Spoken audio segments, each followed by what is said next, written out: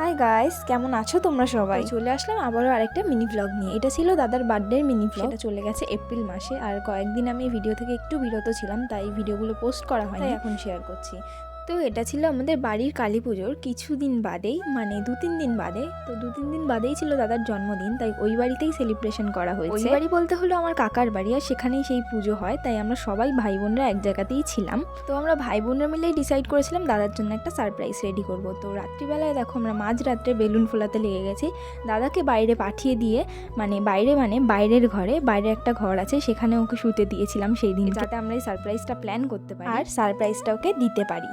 তো সেদিনকে আমরা ডিনারটা করে নিয়েছিলাম খুব তাড়াতাড়ি, যাতে এই সমস্ত কিছুর অ্যারেঞ্জমেন্ট আমরা তাড়াতাড়ি করতে পারি আর ডেকোরেশনটা আমরা 12টার আগে কমপ্লিট করে ওকে সারপ্রাইজ দিতে পারি। আর আমরা আমাদের সেই প্ল্যান মাফিকই এগোচ্ছিলাম যাতে 12টার আগে কমপ্লিট করতে পারি। তো এদিকে আগের দিন পায়েস করা হয়েছিল, সেই পায়েসটাই ওকে দেওয়া হচ্ছিল, কারণ নাইট টাইম সেলিব্রেশন, তাড়াতাড়ি করে অত কিছু অ্যারেঞ্জ করা সম্ভব হয়নি। আমরা যতটা পেরেছি চেষ্টা করেছি। অ্যান্ড মাসি এদিকে ফ্রিজ থেকে ডেয়ারি মিল্ক বার করে, আর আমরা পায়েসটা সাজিয়ে 2টো প্লেট সাজিয়েছিলাম, যেখানে ছিল চিপস, চকলেট অ্যান্ড মিষ্টি। আর এরকম ছিল আমাদের ফাইনাল ডেকোরেশন কিছুটা। তো কেমন লাগছে অবশ্যই কমেন্ট করে জানিও।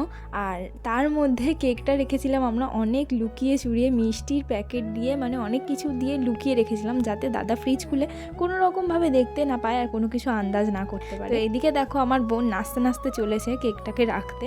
খুব এনজয় করছিলাম আমরা পুরো জিনিসটা। তার মধ্যে আমাদের দুর্ভাগ্য এতটাই যে কারেন্ট চলে গেছে। কারেন্টটা এসেছিল কখন, যখন দাদা আসলো পাক্কা 12টায়, তখন কারেন্টটাও এসে দাদাকে সারপ্রাইজ দিয়ে দিল। আর আমরা এই সমস্ত কাজগুলোই আস্তে আস্তে করছিলাম, যাতে দাদার কানে একটুও আওয়াজ না যায়, আর দাদা কোনো রকমভাবে টেরও পায়নি। ওর এক্সপেকটেশনই ছিল না যে আমরা এরকম কিছু ওর জন্য করতে চলেছি, আর ও পাশের রুমেই ছিল, সেই জন্যই আমরা খুবই আস্তে আস্তে আমাদের কাজগুলো করছিলাম। দাদার বার্থডে স্পেশাল আমার বোনের নাচটা তোমরা একটু এনজয় করো। ও জানতেও না কখন এই নাচটা আমরা ভিডিও করেছি।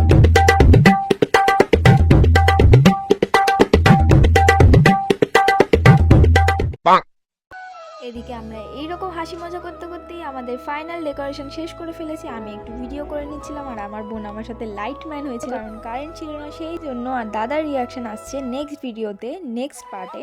তো চলো সেটা দেখার জন্য ওয়েট করতে থাকো, ততক্ষণের জন্য টাটা।